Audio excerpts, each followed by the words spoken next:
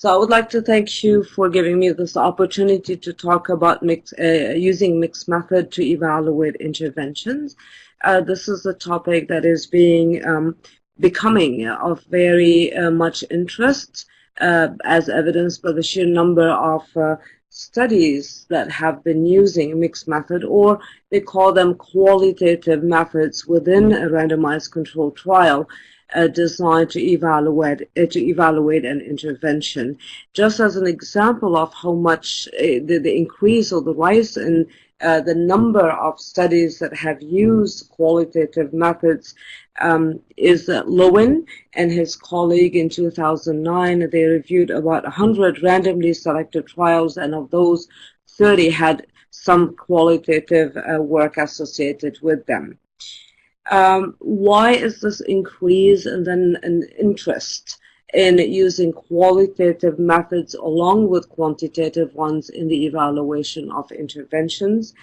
That's because of the limitations that have been acknowledged of the randomized controlled trial. And the most common, there are plenty of limitations that, we will need another webinar to talk about them, but the most commonly mentioned limitations of the RCT that prompt researchers to use qualitative methods are, one, issues that may arise in the implementation of an intervention, but specifically complex interventions. By complex intervention, I mean those that have multiple components comprising them. And, issues about implementation may arise when the complex intervention, or any intervention, as a matter of fact, is delivered by different professionals in the real world. There has been also the concerns or critique of the RCT is that it does not help. The RCT design does not usually help understand how and why interventions work, and the complex interrelationship among factors that are present in the context in which the intervention is being delivered and or evaluated that influence outcomes. And there is enough evidence now showing that there are a lot of factors in this context that could contribute to outcomes of an intervention, and therefore should be accounted for when evaluating an intervention. The RCT also has limited attention to participants' experiences with and responses to the intervention. So these limitations led to the use of qualitative research methods within the RCT. And I know that there are researchers, especially in nursing, that would, or some other health professions, but particularly in nursing, that have issues using both quantitative and qualitative methods within one study. This is where, the approach here is a pragmatic approach that is used to help, if you want to call it, justify the use of two types of methods or approaches to research into one particular study, evaluating the intervention of evaluating interventions. So this is called the pragmatic approach to research. It recognizes that each method has strengths and limitation, and therefore, because each one has a strength and the qualitative has and the quantitative have strengths and limitation, therefore using the two or more than one method in an intervention study is important as a mean to minimize the potential biases inherent in one method, so that if you are using qualitative that has strengths and limitation and or biases inherent in it, and quantitative that have similar biases inherent in them, by using the two, you will counterbalance these biases. So it's a very pragmatic approach to using different methods within a particular study. The pragmatic approach also values the equal and complementary contribution of each method within a particular study, because each one will contribute something different, complement each other, corroborate the findings from each other, which leads to improvement in the validity of the conclusion. Lastly, the pragmatic approach translates into the application of any type of qualitative research methods into the RCT. And I'm saying any type or any approach to qualitative methods, meaning that, you know, the literature discussing the use of qualitative or mixed method in an RCT does not really specify that you need to use a phenomenology or grounded theory or whatever. So you can use a qualitative method regardless of the theoretical or philosophical assumptions underlying it, because the aim here within this pragmatic approach is to explore and describe the participants' perspective on different aspects of the intervention and or different aspects of the study or the trial. So these were the foundational point that I wanted to clarify before we move into the use of mixed methods in intervention evaluation research, which is concerned with determining the extent to which an intervention or a treatment or a therapy is successful and effective in addressing a health problem that may be experienced by individuals, whoever the target population. So it could be a patient or the community itself. And usually a successful intervention or an intervention is considered successful if it is acceptable to members of the target population, if it is feasible within the context of practice, if it's implemented with high fidelity by the interventionists as well as by patients, and able to trigger the mechanisms responsible for producing the expected benefits or beneficial outcomes or changes in the outcomes, and the intervention should be associated with minimal risk or effects. It's only when an intervention meets all these 5 criteria, if you want to call them, that an intervention is considered successful and therefore ready to be disseminated and incorporated in the day-to-day practice. So to demonstrate the successfulness of this, the success of these intervention, the intervention are usually evaluated in 4 phases. The phase 1 is more of a pilot study. We're exploring the feasibility, acceptability, as well as the preliminary effects of the intervention. And by preliminary effect, I mean here that the intervention is able to produce or to induce some of the changes expected in the outcomes. And in a pilot study, also a phase 1 trial, the focus is also on examining whether or not the research methods are acceptable and feasible. In particular, issues around recruitment, retention, and whether or not participants would agree to randomization. And I'm highlighting randomization because a lot of research now showing that participants do not like randomization. Phase 2 trial is concerned with determining the efficacy of an intervention, meaning that it does produce the outcomes under the controlled conditions, whereas phase 3, it evaluates the effectiveness of the intervention, meaning whether or not the changes in the beneficial changes in the outcomes are replicated in different contexts. And by context, I mean here different populations or subgroups within a population, different settings. And the last phase, or phase 4, is related to the dissemination and implementation of the intervention when delivered in the real world. Qualitative research can be used along any of these phases for evaluating intervention. However, they have been most commonly, based on my read of the literature, they have been most commonly applied or used in the phase 1 pilot studies to examine the acceptability as well as the feasibility of the intervention, acceptability and feasibility of the trial, design, and research methods. They have been used to a lesser extent in the phase 3 and phase 4. And if used in these phase 3 and phase 4, looking at the fidelity, looking at the efficacy or effectiveness of an intervention, usually qualitative methods have been used primarily to monitor the fidelity with which an intervention is being implemented.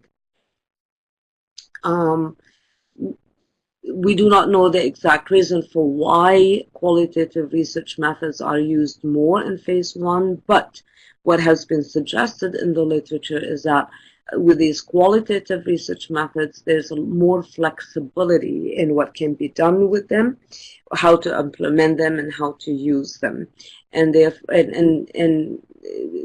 can be used also to collect data on these research participants and the research staff perspectives on the intervention. And by using the term perspective, they're keeping it kind of wide open in terms of what a researcher would like to examine in particular about this perspective. What I would propose today is that a mixed method, quantitative and qualitative methods, could be useful to assess the acceptability, feasibility processes, as well as outcomes of an intervention in all phases, and not only phase 1 or phase 2, but all of these aspects of an intervention could be evaluated in efficacy as well as effectiveness trial, and are not necessarily only focused on pilot studies. The assessment of these characteristics contribute to the validity of the study's conclusion, as we will discuss, throughout the rest of this webinar. And the use of quantitative and qualitative methods to assess acceptability, feasibility processes, and outcomes is consistent with current trends that acknowledge multiple causality. By multiple causality, I mean that there's now more and more recognition that there's more, there are other factors besides the intervention that could influence or contribute to the achievement of the outcomes, and therefore we need to assess all of those factors if we would like to reach very valid conclusions about what exactly is contributing to the observed outcomes. And this becomes important because you will see in some of the examples there may be aspects of the intervention delivery itself that leads to improvement in the outcomes rather than the intervention active ingredients. All I wanted to say in these last 2 points within the slide is that most of the literature articles that you would read about using qualitative methods within an RCT do say that qualitative are important and useful, which I would acknowledge, to examine acceptability and or process of intervention implementation. But I just wanted to let you know that there has been enough now scales that have been developed to assess acceptability and implementation of an intervention, that just claiming that we want to use qualitative to assess these two aspects is not, in my opinion, a very strong argument for using qualitative, because there has been also quantitative measures of these two aspects of an intervention. This is why I call this a presentation using the mixed method for evaluating an intervention. And the two qualitative and quantitative methods can be used concurrently, and they are valuable to extend, complement each other, and they are very helpful in the interpretation of findings. So the focus of this presentation is on how to integrate quantitative and qualitative methods in examining the intervention acceptability, feasibility, processes, and outcomes within the context of an RCT. I will not discuss the use of mixed method for evaluating research designs and methods, because there's plenty of articles that discuss those. So I'm focusing only on the evaluation of an intervention. The first aspect of an intervention where the mixed quantitative and qualitative methods could be used within an RCT is to examine the acceptability of an intervention. And acceptability here refers to the patient's favorable perception of an intervention. What do we mean by favorable? Meaning that the patient or participants would consider or view or rate or judge the intervention as appropriate and reasonable in addressing the health problem that they may be experiencing and for which they are seeking treatment. They would also consider the intervention as convenient, and the convenience is becoming, meaning that the intervention is suitable to their lifestyle and it's easy to apply in their day-to-day life. And this is becoming a very important attribute of an intervention that influences a lot of participants' perception of an intervention as acceptable. They also have to consider that they or perceive the treatment as potentially effective in addressing their problem in the short term and the long term, and it's associated with minimal risk or side effect. Why is it important to examine acceptability in any intervention evaluation study, not only in the phase 1 or pilot studies? Because there's now enough evidence to show that patients or participants who perceive an intervention as acceptable are likely to initiate it, to engage in it, and comply with it. And if they comply or adhere to this intervention, then at that point they will demonstrate the hypothesized improvement in the outcomes. In contrast, if patients view an intervention as unfavorably, they may not carry it out, or they may be selective in what aspect of the intervention they may apply. So they may apply one component or another component, but not all of them. And if they are selective at applying some component but not all, then they may not benefit from this intervention. So how can we assess acceptability? Acceptability can be assessed using different direct and indirect methods, quantitative and qualitative strategies. And the assessment of acceptability can be done at different points within an intervention trial. So at the enrollment in the trial, you can have a brief interview to explore reasons for enrollment in a trial or reasons for non-enrollment, as has been done by or suggested by Rangerin and colleague. You can use open-ended questions where you can ask participants about the reasons for not participating and look for reasons that could potentially reflect their perception of an intervention, such as, or reflect their acceptability of the intervention. Example of terms that we have used, that we have heard that were indicative of possible unacceptable intervention are something like the treatment is demanding or I do not like the treatment. And I'll consider these as indirect indicators of acceptability. I just want to remind myself as well as everyone who's listening that now with the changes in ethics requirements, we needed to get the participants' consent in order to conduct these brief interviews. Acceptability can be also assessed at baseline after obtaining the consent and collecting pretest data. This can be done here directly using a direct assessment, with measures that have been developed and validated to assess the acceptability of an intervention. An example of these measures are the ones developed by Terrier and colleague, or my colleague and myself.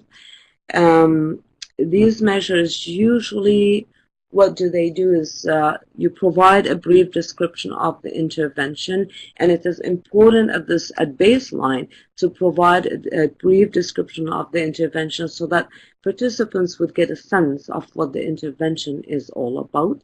And the description is followed by items that would ask participants to rate each intervention under evaluation, and that may include the experimental intervention, as well as the control or the comparison condition. You ask them to rate it at baseline, to rate each one in terms of its appropriateness in addressing the problem, their effectiveness, convenience, and side effects or risks. Acceptability can be also assessed after the exposure to the first intervention treatment, as has been done a lot in psychology, where they administer a questionnaire that they tend to call credibility of the intervention or of the therapy session. And at this point in time, because they have been exposed to some aspect of the intervention, you do not need to give them the description of the intervention, but ask them just to rate it, using the items that assess appropriateness, effectiveness, convenience, and severity of the effect. These acceptability measures could be used. They can be administered by the research staff, or they can be completed by patients in individual or group sessions, whichever is most convenient and appropriate and feasible within your intervention evaluation studies. I have used these as measures to assess acceptability in a group format as well as individual format, where participants would read the information and complete the measures, and I follow them usually with open-ended questions, to asking the participants to elaborate on, in their own words, what made this intervention appealing or not appealing to them. We found this the use of the mixed methods, where to assess acceptability, where people have to rate each intervention, and then we ask them these open-ended questions, very useful in helping us identify additional factors that patients may or participants do take into account when they are rating an intervention or determining which intervention is acceptable to them. And there are, we do have the results of these mixed method approach of assessing acceptability published in 2016. Acceptability can be assessed throughout the treatment period if anyone is interested, but particularly and you use it throughout the treatment period if you have a complex intervention where each component is delivered a different session, for instance, and you'd like to examine or assess the acceptability of the different components. Or you can do it at the completion of the treatment using some form of, again, mixed method, where you ask them also to complete the same measures or items assessing acceptability, and use what I would call an exit interview, where you ask them also to ask their opinion about the intervention, how they find it, or for those who may have dropped out, what were the reasons for withdrawal. Reasons related to the treatment are also indirect indicators of the acceptability of the intervention. The analysis or use of quantitative measures, of qualitative open-ended questions usually involve thematic or content analysis, and they can be used to corroborate or extend the quantitative ratings of acceptability. And usually try to look for conversions to see of the two types of data or results, to see what aspect of the intervention was viewed favorably or unfavorably, and if unfavorable aspects of the intervention would need to be revised or refined in future studies.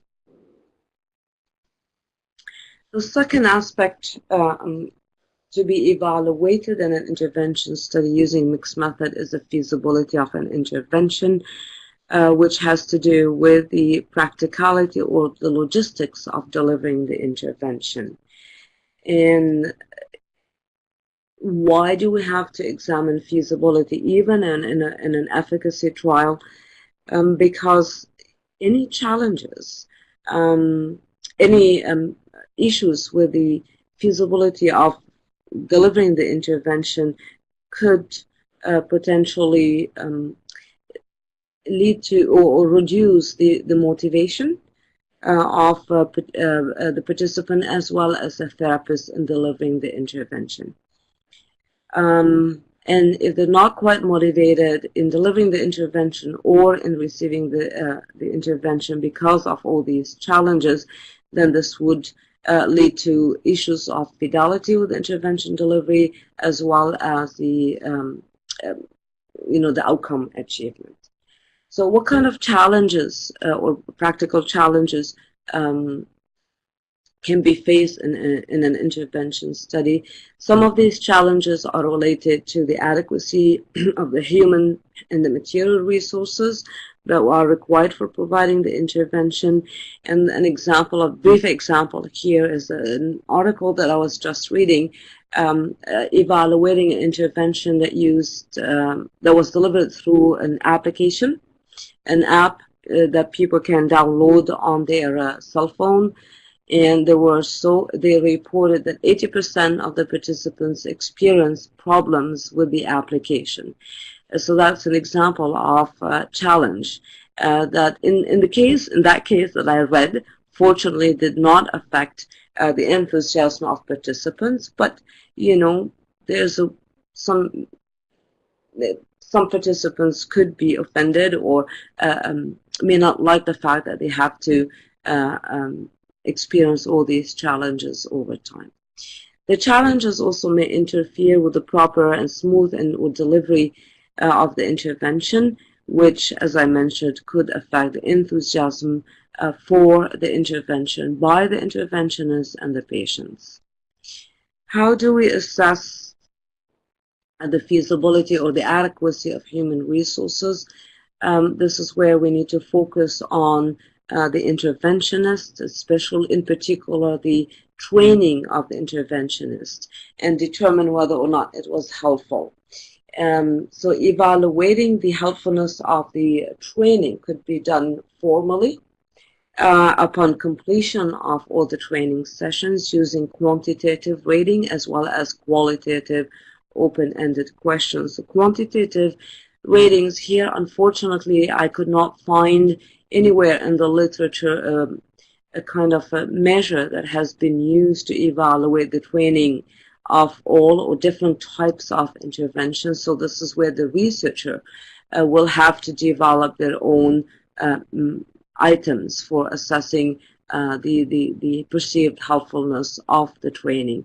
You can ask open-ended questions to explore if there was any issues with the training. The training has to do with the cognitive and technical skills as well as the interpersonal skills of the interventionists. These are the different types of skills that could be evaluated in every intervention study. The cognitive and technical skills could be tested toward the end of the training using formal self-report questionnaires that you as an investigator can develop to test whether the interventionist understood the theory underlying the intervention. You can also design some form of performance test where you observe the interventionist demonstrating particular skills and you evaluate them formally on that using quantitative items.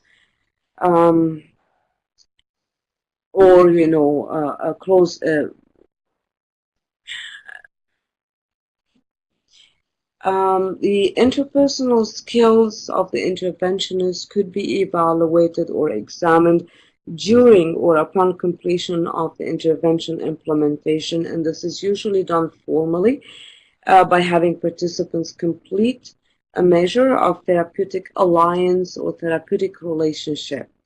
There has been quite a number of measures that of therapeutic alliance that have been developed, primer and evaluated and found reliable and valid and could be used in different types of intervention evaluation studies. Most of these therapeutic alliance measures have been developed in the field of psychology. It is important for us to remember that this therapeutic alliance or the interactional style or the relationship between the therapist and the patient is very important and should be assessed, in my opinion, every single intervention evaluation study, because there's enough evidence to demonstrate that it does contribute significantly to the outcome. In one of the meta-analyses that have been done in psychology, they found out that the therapeutic alliance contributes more to outcomes than the actual active ingredients of the intervention. Therefore, it becomes important for us to assess it. Assessing the adequacy of material resources. This has to do with the availability of everything that you will need to deliver the intervention. So that may include properly functioning equipment, such as a laptop for computer-assisted delivery of an intervention. Another example of material resources needed is that you have to make sure that you have the required number of printed materials to be given to patients, or general supplies that could be used within an intervention session to demonstrate a skill. For instance, for those who do diabetes education, sometimes you need to have an adequate number of food items, for instance, or menu to help them learn some of these skills. The suitability of the context in which the intervention is to be provided should be also evaluated, because, contextual features such as the location of, the room in which the intervention is being delivered, the noise, collaboration among healthcare professionals, all of these should be appropriate to facilitate the implementation of the intervention. And if they're not available, all these features, then there will be potential issues with not only the delivery of the intervention, but most importantly, the achievement of the outcomes. How can we assess the adequacy of these material resources? It could be usually done informally by reviewing complaints that were made by patients, either verbally. Some patients are very, adamant, and they would leave a message or email you to tell you about an issue that they may have experienced, or they may write it toward the end of the post-test or whatever questionnaire that you are delivering. They may also share it with the staff. So all of these complaints should be documented per patient and then could be analyzed later. Assessment of feasibility or particularly adequacy of the material resources could be also done by documenting any issue that was raised by the interventionist or research staff. And these issues could be raised during regularly scheduled meetings. As an example of the importance of these contextual features is one of the study where we thought that the intervention could be delivered in a building available on top of a subway station to make it easier for patients to come to the session during the winter time. So the site or the setting was very convenient for the participants, except that because the building is on top of a subway station, every time a train passed, there was a big noise and shaking that interfered with older people being able to hear the intervention. So at that point, we decided to no longer continue using that setting. The setting also could be evaluated formally prior to the intervention delivery by developing a checklist that contains all the features that you need in the particular context for delivering the intervention. Visit this potential site, inspect it for the presence of all these features, document the feature on the checklist, and that would help you decide whether or not to select the site for the delivery of the intervention. As I mentioned, and I briefly reiterate the point here, is that any challenges in the availability or the adequacy of the human and material resources should be documented and accounted for, because if interventionists are facing difficulties with the delivery of the intervention on a regular basis, they become frustrated. They may quit the study, which may have implication for recruitment and training of new interventionists. Some of the interventionists' frustration could be projected, or it negatively affects their interaction with the patients. Patients may not like this. They may react unfavorably, which would contribute to a reduced benefit that they may experience from the intervention. And most importantly, if interventionists face a lot of challenges in the availability of resources, they may be forced to modify the delivery of the intervention, which may lead to deviations in the implementation of the intervention and therefore the achievement of the outcome. The processes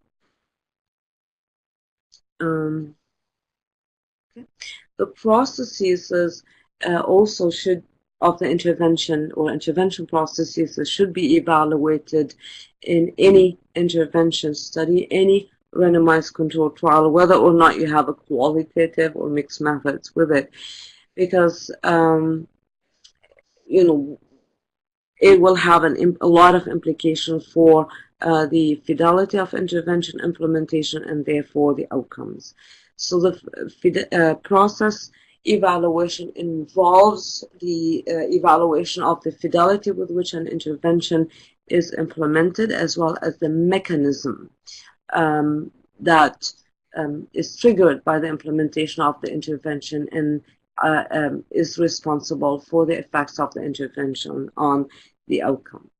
Fidelity refers to not only whether the interventionists have implemented the intervention as planned, but also whether or not the patients or the participants are carrying out the treatment recommendations correctly and as prescribed. The importance of examining fidelity is that it's critical for reaching valid conclusions about the intervention effects, because, as I mentioned, any variability in the implementation of the intervention on the part of the interventionist may lead to variability in the patient's exposure to the active ingredients of the intervention, which may influence their understanding of the intervention. They may influence the enactment of the intervention, meaning that they will not apply the recommendations correctly. They may not adhere to it, and they may not be satisfied with the intervention, which would lead to variability in their outcome achievement and therefore reduce statistical power to detect significant intervention effect. Durlach and Dupre have done a systematic review of studies that have randomized trials or intervention evaluation studies that have monitored fidelity of intervention implementation, and they found that better outcome reported in those studies.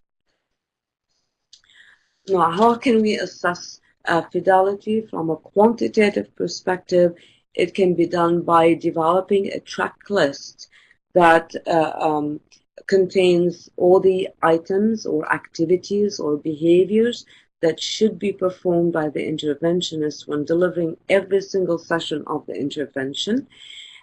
These steps have been clearly described by Stein et al. In Nursing Research, article published in 2007.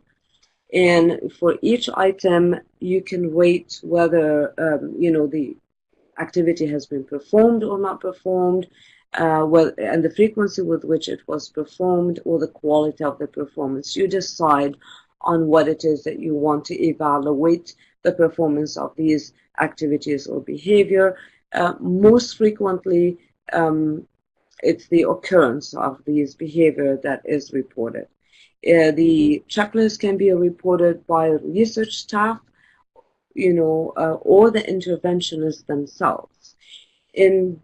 I can suggest also that we can have a shorter version of this checklist that could be completed by patient to help us understand, the patient's perspective or perception of the extent to which the intervention was delivered as planned.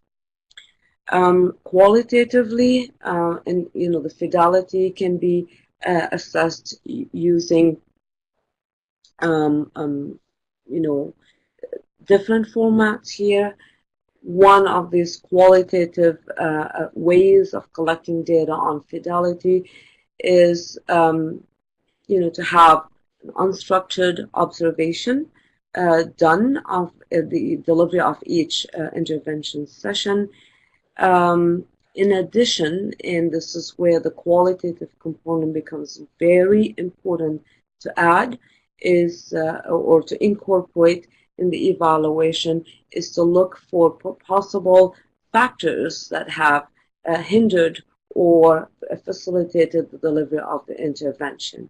To collect that data, you can add a column to the checklist where the interventionist or the observer can document this information, or you can plan on having an individual or group interview with the interventionist to ask them about, how did they implement the intervention, what were barriers and facilitators.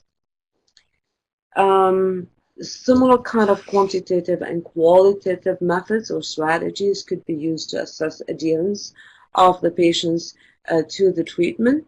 There are plenty of quantitative measures that are available in the literature, and you can add open-ended questions at the end of the adherence scale, or you can hold interviews with the participants to explore reasons for non-adherence, or not only reasons for non-adherence, but what are other factors that may have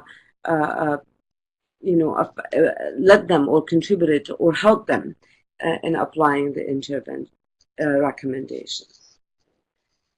It is important also to assess the fidelity or fidelity of the intervention delivery by the interventionist or adherence of patients to the intervention in the comparison group. And this becomes important to determine whether or not there has been contamination or dissemination of any aspect of the intervention's active ingredient. This is important because if you have a contamination of the intervention, that could potentially explain non-significant findings in terms of the outcomes. Evaluating the mechanism of the intervention effect on underlying the intervention effect on the outcome is important because the mechanism is a series of changes or events that take place after delivery of the intervention that could contribute to the achievement of the outcome. Where do we get these mechanisms? Usually, the mechanisms is usually specified by the theory underlying the intervention. The theory would, determine or tells you or informs you about possible mediators of the intervention effect on the outcomes. Examples of mediators for behavioral interventions are increased knowledge and self-efficacy. Quantitative measures can be used to, if you know what are the mediators, based on a theory. You have a theoretical conceptual definition that, as well as operational definition, that would help you or guide the selection of available measures to assess the mediators. When these mediators are not well known, or if you a priori, or if you are interested in corroborating the hypothesized mediators, you can add qualitative methods by interviewing interventionists as well as patients and ask them about aspects of the intervention that were or were not helpful, factors that facilitated or hindered the implementation or patient's engagement in the treatment or the intervention and contributed to the outcomes or lack improvement in their outcomes, or any other additional changes that the patients may have experienced as a result of the intervention.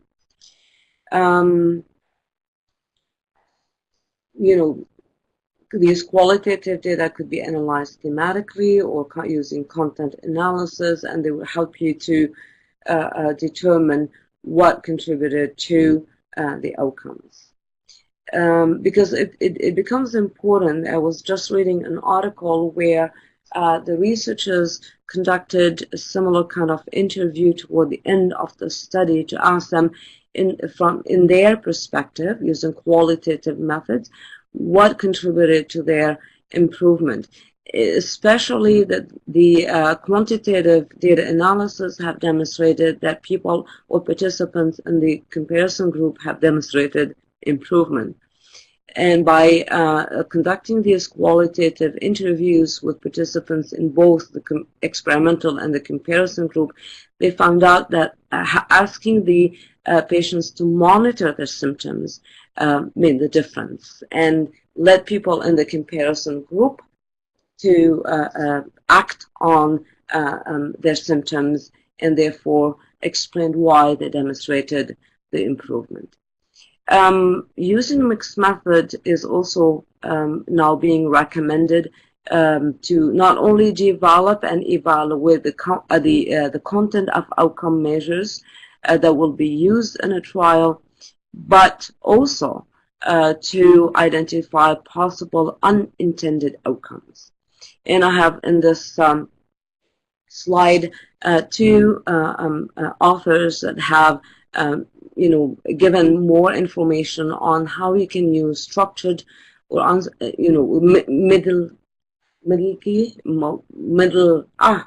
cannot pronounce the name of the first author listed. They suggested structured qualitative interviews that can be used to assess the participants' expectation of improvement at pre-test, as well as experience with the therapy at post-test.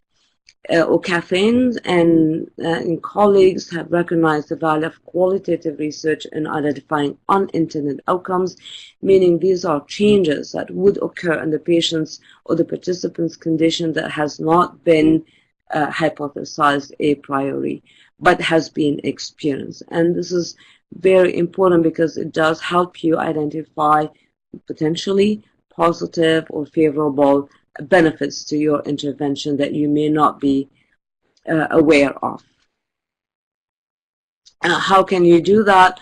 You can do it through interviews, or the way we have used it in our previous work is to add one open-ended questions at the end of a post-test questionnaire, asking them, how did your intervention affect you in a positive way, and how did it affect you in a negative way? You will not get an answer from every single participant, but some would write, very short answers that are as informative as really long answers. But it's better than nothing. If you can afford, from a resource perspective and time-wise, to hold interviews with individuals, that would be great. I will conclude, because I'm over time probably, with the reiterating the importance of mixing quantitative and qualitative methods in an RCT, because they will strengthen, especially if the results corroborate each other or converge. They would strengthen the validity of the conclusions. If there is divergence, they would get you to think more or try to think about what is going on. And I think I'll stop here.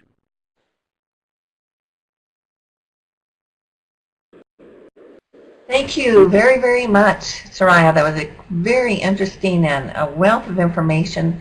I think we have time for a couple of questions.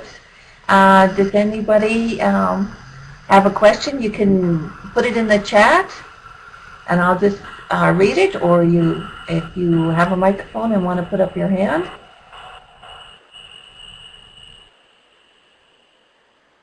As I'm just waiting, sorry, go ahead.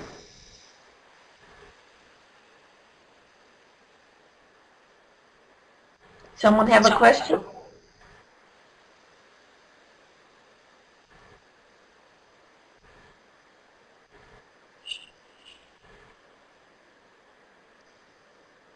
Sorry, I couldn't quite catch that. Do you want to just write it in the chat? Souraya, I just wondered if you could talk a bit more about the comparison group and how you would see the best way to use the qualitative inquiry.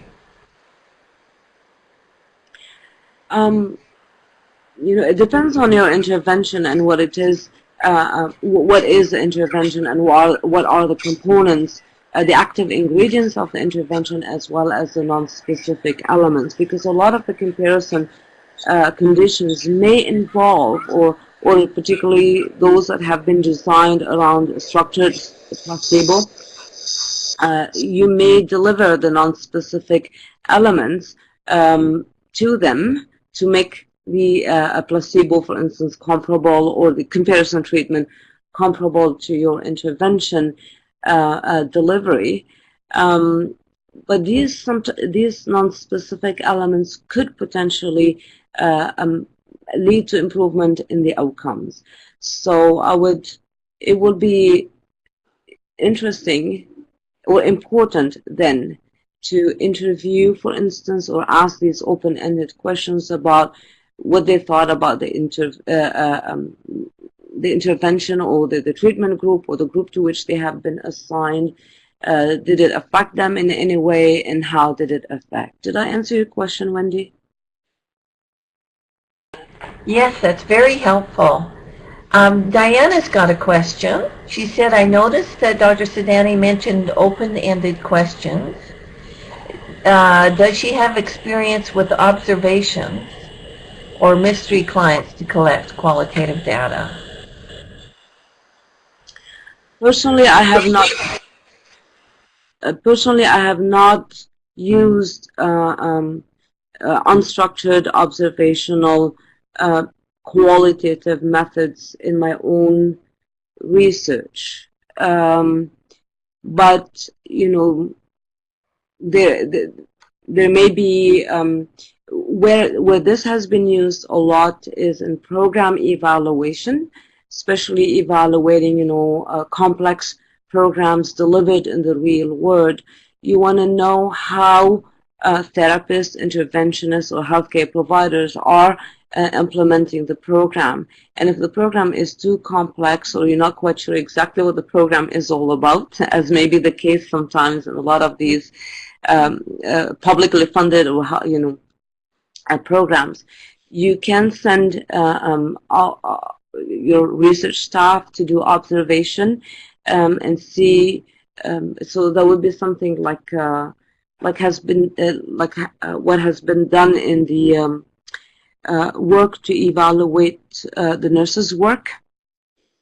I forgot, what they call it, something in motion. To observe, where they would observe every single activity or behavior performed by the person delivering the treatment. So I will refer Diana, or I think it was Diana, to program evaluation literature about using unstructured observation to collect data on implementation of the intervention. Whether or not you can use it to unstructured observation to collect data on outcomes, that could depend on your outcome. So if your outcome is, something related to improved interaction between the participant within his family or within his network, so you may want to use that. but I cannot give you a lot more practical details on how to do it because I personally have not used it. Thank you very much. I think we are running out of time.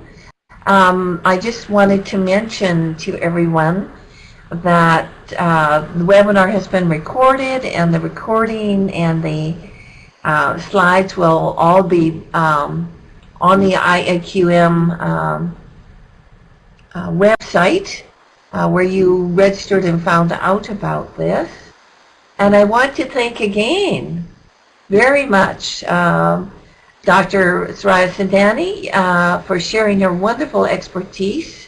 I could hear it in everything you said. You just have so much knowledge, and so I really appreciate you sharing that with us.